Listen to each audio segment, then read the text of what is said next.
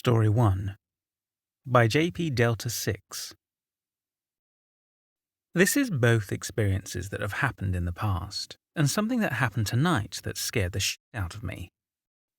I have wanted to post for a while, but this one seemed like a homeless person at first. I have a few other encounters I'm tempted to put up from when I was very young, but I'm worried I was just your average overactive kid. Oh, and I'm sorry if what I say doesn't make sense, because my adrenaline is through the roof, and fight or flight instincts are going nuts. So for a few months now, something weird has been hanging around and outside my house. The first time it became apparent was when one night I was in the basement. Outside the window is a porch. There is a light switch for the lights by the door. I went upstairs for a bit when I realized later I left the lights on, so I went downstairs to turn them off. When I came down to the porch, the lights were now off. Now, my father has tried endlessly to hook them up to a timer with no success, to his disappointment. I assumed that he had finally figured it out, and I pay the lights no mind. What I hadn't known was that my dad had given up weeks ago and put in an average light switch. Next morning, I go down and see the lights are on. I assume the timer didn't turn them off, so I go and shut them off, and discover, to my shock, there is a switch. This causes me to panic a bit because that meant someone had been out there, and the rest of my family was asleep last night, and quite likely, whoever it was, could have been watching me. By the way, I have an extreme fear of being watched. A few weeks later, I'm sitting downstairs on the couch. I'm home alone. It's dead of night, and I'm with my dog, who is very relaxed with frequent events, but has a habit of being too chill sometimes. Suddenly, she perks up and looks to the window. Out of habit, I look with her and see something hunched and white dropping down over our fence and run past the windows. Thanks to the dirty windows and the glare of the lights, I couldn't even hope to make out what I saw or how big it was, but I panicked and called my buddies. I went outside with both my dogs, my older chocolate lab and my German puggle. German Shepherd Pug Beagle mix was the one that I had with me. I went outside trying to see what it was right away. My dogs had two very different reactions. The lab was pacing and sniffing and looking around and being very anxious. The other was wagging her tail and looking at the trees, the way she does when I have treats. Suddenly, from being said trees, I hear a loud groan. These are big, strong old trees, and they don't groan. Not unless something is on them, and the mountain lion who went up them a year ago proved that. Midwest United States, by the way. Now, I tried shining a light up there, but saw nothing. But the trees are thick, and it wasn't until that mountain lion growled last time that I saw him up there, in broad daylight. FYI, it is weird seeing mountain lions here. When authorities came, they ended up determining it was sick and malnourished, so they weren't shocked it wandered into the area.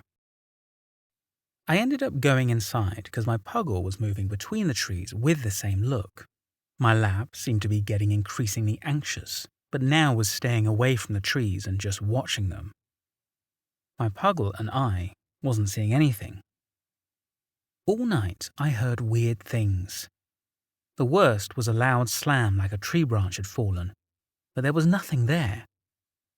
My puggle kept going to the windows and acting unhappy about being kept in. But the rest of the noises was like the sound of something on the roof, pebbles being thrown at the window, and the return of a woodpecker who should have been dead after my cats got the poor thing with a vengeance. I don't know where they were in all of this. Now here was the climax that drove me here. It's been a couple of months now and I have mostly forgotten about it. Occasionally, I'll hear something weird on the front porch, or footsteps, or the porch lights will get turned on mysteriously. But they're small things.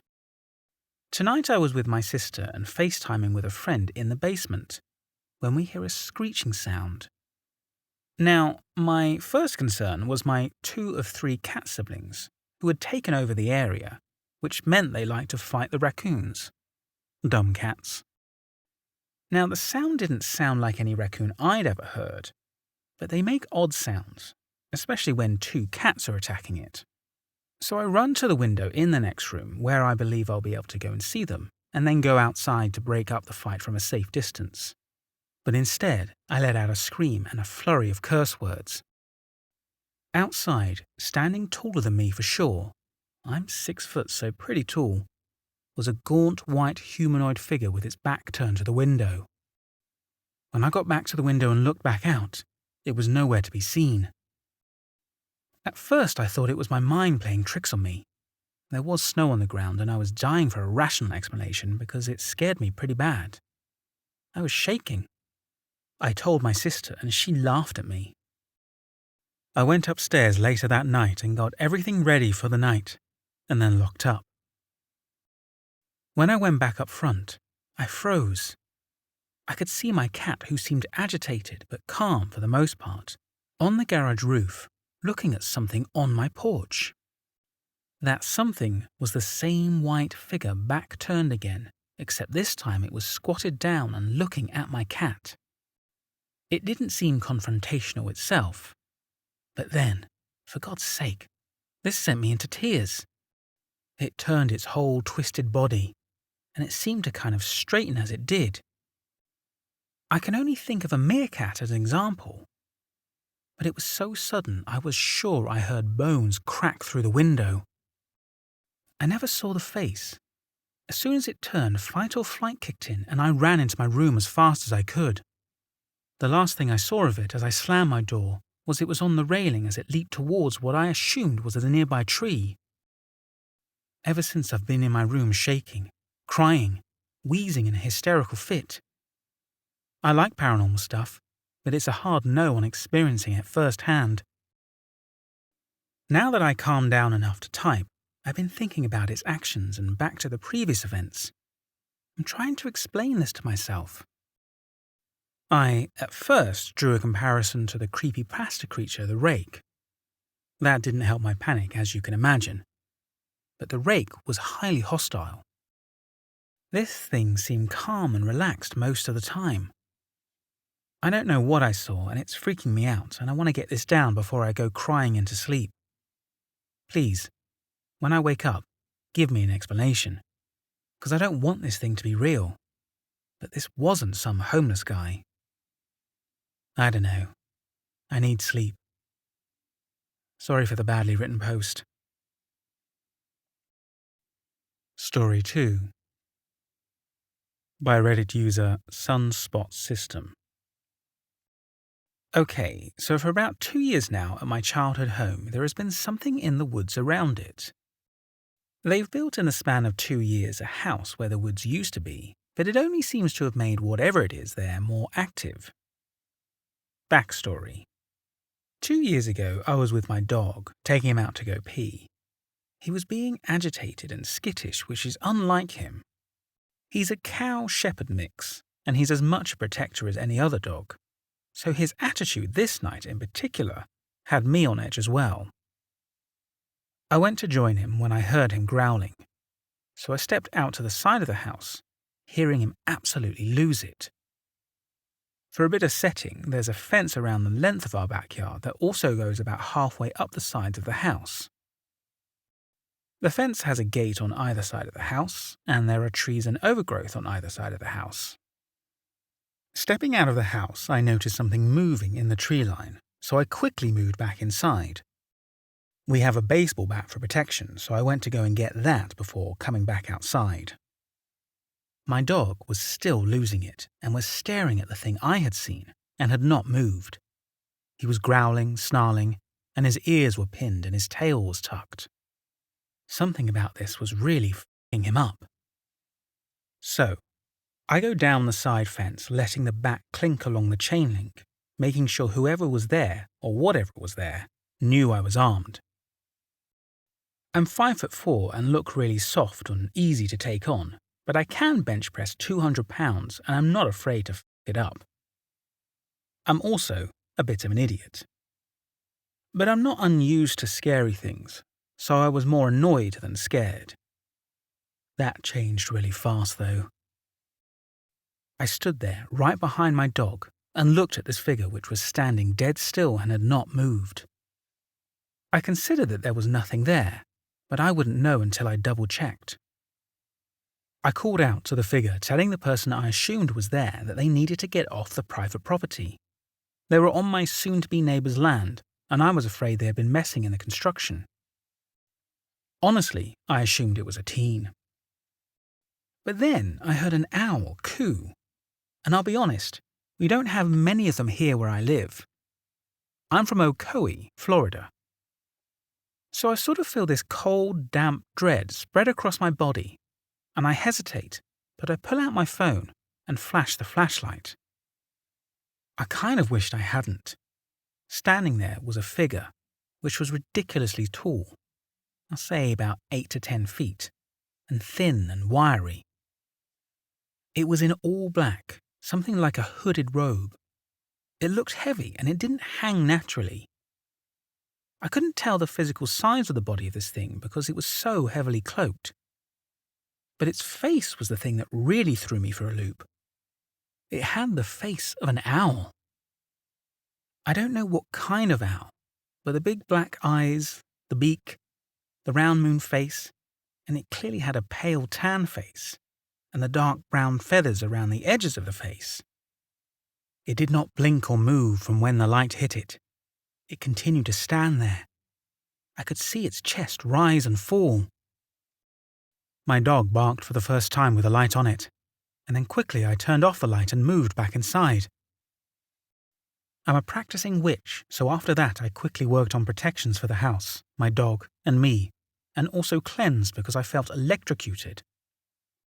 I've seen it twice since this first time, and my mother has seen it a few times too.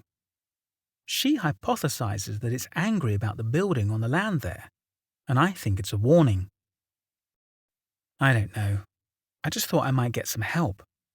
We have no local cryptids, and I haven't been able to find information on creatures like this. If anyone has any idea, I'd love to discuss it. Before I continue to the next story, I want to say thank you for choosing to watch this video, and I hope you're enjoying my narration. If you are, please show your appreciation by liking this video and subscribing to my channel. It really helps me out. Thank you. Story 3. By Reddit user Rat King Lord of Vermin. Allow me to begin with a little background. Without doxing myself, I live in the westmost region of Appalachia, pretty far out in the sticks. Save for a few sparse neighbours consisting of farms, I'm surrounded by woodland. For the past few weeks I've been spending a lot of time in the forge as marching band season begins shortly, and I want to get as much work done as I can before then, when my shop time will be limited.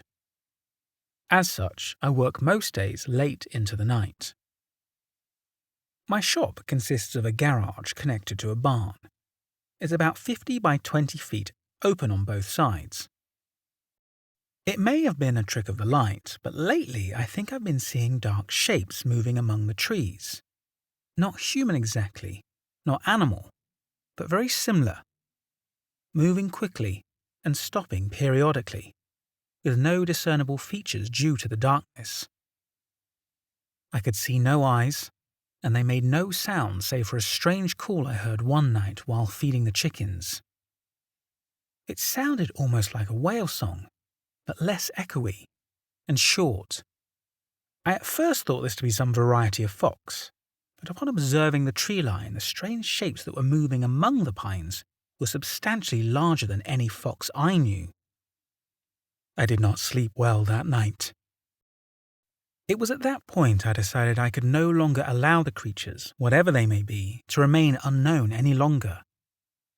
I surmised that the following night I would turn all the lights on in the shop, as it would appear that I were inside at work, and like hunting wild boar, don my ghillie suit and wait in the trees for them to appear. This may have been chalked up to my foolish overestimation in my own steel, which would be tested the following night under the moonless night. I worked the day, glancing into the woods periodically, observing only trees swaying in the cool winds. Night fell, and I left the shop, dressed as a stand of foliage and perhaps underarmed.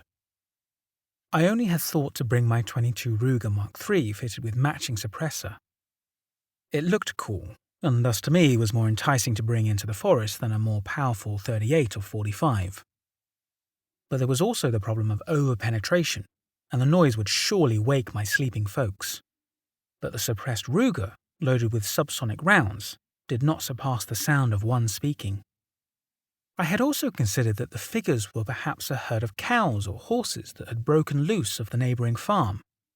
But the way they moved was not familiar to me. They almost seemed to glide over the underbrush, like a wolf in flight, not like a cow or horse which picks its way carefully through the foliage. I waited almost half an hour before I noticed a shape, unmoving, 30 yards away from where I sat crouched. This was unusual, as there were always more when I observed them from the shop.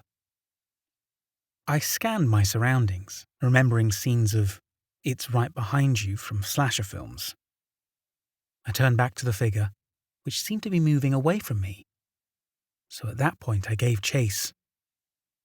Navigating the area was not difficult, as I knew it well, but the ghillie suit constantly caught on brush as I ran, and to compound that, it was beginning to rain lightly, dampening my clothing and sending shivers down my spine.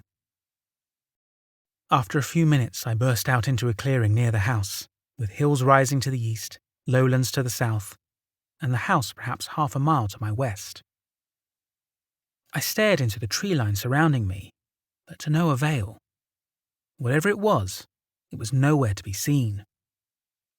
I decided to rest there, leaning on a tree, staring into the clearing. The stars were bright.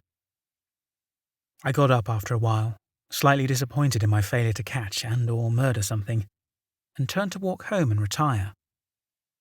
But out of the corner of my eye, I saw them, framed between the trees of the lowlands leading into the creek. There were 5, perhaps more, standing still. I can't explain how, but it felt as if they were staring at me.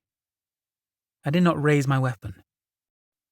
Walking closer, I could make out definitive shapes. They looked like canines, like big dogs or wolves, which was rare to see this far south. As I approached, it became clear that they were not wolves or anything of the sort. They were not like any animal I had ever encountered or hunted. Something about the encounter felt viscerally wrong. They began to approach me, and that's when I began to realize that, ghostly apparitions or not, I was alone, with 5 or possibly more large creatures, with only a small caliber pistol and a hunting knife to defend myself. Pangs of panic gripped me. I took a few steps backward and began to run, breaking into a sprint, pausing to squeeze off 5 shots at 50 yards away, hitting nothing. But as I broke into the woodline, I glanced back and saw nothing of the creatures that stood before me moments before. After a few minutes, I burst from the trees, damp and panting from the labour of sprinting with a wet ghillie suit through the thick brush. I collapsed into a chair in my shop and stripped off the suit, sitting there, wet and tired, in my underwear. The next day, I was advised by a friend with which I had consulted to burn sage in the vicinity. I did so, and never saw whatever it was again. Story 4 by Reddit user Co2255. I thought I'd leave an account of interest here as experienced by my brother and a close friend a few years ago. Firstly, a little background for those of you who have never heard of the Black Shuck. Here in Norfolk, England, we have a local legend of an enormous ghost dog or demon hound who is thought to have originated from Viking and Saxon beliefs of the wild hunt that stalks the woods and coastal areas of rural Norfolk. There have been accounts recorded as far back as 1127, but by far the most famous would be a night in August of 1577 when 2 churches came under attack from the creature. First was the church of Blythburgh in Suffolk. According to legend, in a great clap of thunder, an enormous shaggy black dog with a single fiery eye like that of a cyclops burst through the church doors during a service. In a wild fury, it charged between the pews, killing a man and a small boy in the process. Its rampage ending in the steeple of the church collapsing through the roof. To this day, you can still see claw marks scorched into the northern door of the church. The second church was in Bungay, not too far from my native city of Norwich. Again, the shuck burst through the doors during service, this time making its way to two men who were kneeling and praying. With sudden vicious strikes, the great hound took the men's heads into its mouth and snapped their necks before smashing through the doors at the other end. Now, there are many other accounts with varying descriptions of the Black Shuck, and its legend has become quite famous as a result. However, my brother and a close friend had an experience which they believe could have been the Great Black Hound. One morning in the summer of 2005, they were out in the woodland close to, at the time, our home village of Tunstead, North Norfolk. It was a hot day, and there is a stream that flows through the woods of this particular area, off of Anchor Street, that we were all fond of exploring, being in our early teens. As they got a little further, passing the shell of an abandoned car we used as a landmark, they heard a loud crashing sound coming from the surrounding trees. No sooner than the moment they had spun around to search for the source of the noise, a huge black dog my brother would later describe as looking similar to an enormous boarhound dashed into the clearing. They would later describe to me that it stood at least 4'5" at the shoulder with pure black fur and enormous dark crimson eyes that sat unnaturally in its head. Fearing for their lives, they both started to run in the opposite distance, clearing the stream, a width of around 6 foot, in a single leap. Such was their fear. The dog apparently stopped at the river's edge before turning and disappearing back into the woods on the other side. Could this have been the Shuck, or the dog of a local farmer that maybe patrolled the woodland? Neither of them are sure, but they both say they have never seen a dog of its likeness anywhere else before. Anyway, hope you all found this interesting. Story 5 by Reddit user JMMC. Hello Reddit, this is my first time using this website, and I created this account because I wanted to share a couple of stories that have been passed down in my family. So first I'll give some background info. These were told to me by my great-grandmother, currently 90, and my grandmother and her sister. These take place many, many years back when my great-grandmother was a teen and when my grandmother and her sister were very young. These stories take place in rural Mexico. My family lived in a ranch back when there were barely any cities, just a couple of houses, meaning no electricity, communication, roads, or anything like that. Gnomes. So basically, in the ranch that my family lived in, they lived right next to this river, and the other houses next to the ranch also lived near this river, since it provided many resources. My grandmother told me that these gnomes came up from the river and closer inland like many other creatures, which was completely uninhabited for hundreds and hundreds of years, which is why they believe these creatures were able to live there. These gnomes were about the size of a small child, and they were mischievous, but not evil. In fact, it was known around the village that these gnomes loved children and would always play with them. Over the years, this became normal, and for some reason people just accepted that they were living and seeing tiny people all of the time. Different times, I guess. My great-grandmother told me that she played with them when she was a child, and when she grew up and had my grandmother and her sisters, the gnomes were still around. These gnomes would enter houses at night and play with children, and at one time they entered at night and gave gifts to my grandmother that was in her crib because she was recently born. When my great-grandmother woke up and saw the crib, there were multiple stones from the river surrounding the crib and also some piles of dirt and other things from the river. People from all around the village would have different stories of these gnomes. Sometimes they would get up on horses when someone was riding them, and even at night you could hear them in your roof and you could also hear them laughing. I don't remember my grandmother telling me if they had names or anything.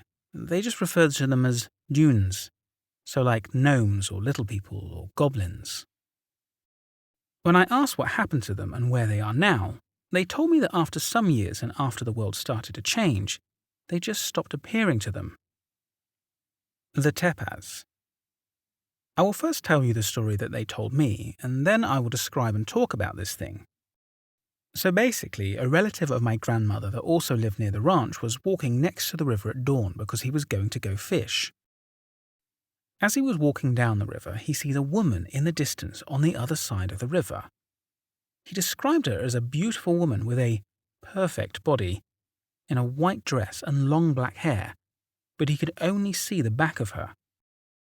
As he got closer, he thought that it was someone that he knew, so he started shouting to say hello and calling out her name, but she was not responding. As he got closer and closer, she finally turned around, and when she did, he saw that her face was actually a human skull. This guy screamed and was so scared that he fainted and was later found unconscious. He was taken to a hospital and was treated for many weeks. He had a fever, and he was always scared. This thing had broken this man just by looking at him. And as the years passed, more and more people had experiences with these women, or as my family called them, tepas. Some other people that lived around the ranch sometimes saw them walking upstream, and sometimes in pairs. So the people believed that they lived more inland like the gnomes. After I heard this story, I found a Wikipedia article that described the exact same thing that my family told me. These are some of the stories that I've been told, and if I'm being honest, I don't know if I believe them or not. I've personally never experienced or met any of these creatures, but I find it odd that other creatures and people around the world describe these creatures the exact same way, even though they did not have ways to communicate what they were seeing all around the world.